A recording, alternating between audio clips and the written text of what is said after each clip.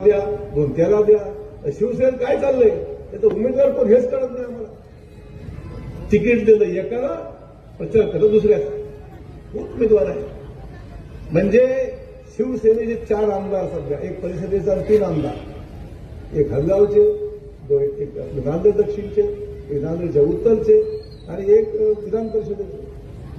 4 आमदार, 3 आमदार एकाचा प्रचार करतात. कुठला? अनधिकृत उमेदवार, अधिकृत नाही, अनधिकृत उमेदवार. एक आमदार करतो प्रचार बिचारा अधिकृत उमेदवारांचा. म्हणजे यांचा उमेदवार कोण? काही पत्ता नाही. उत्तरमध्ये युती नाही, दक्षिणमध्ये युती.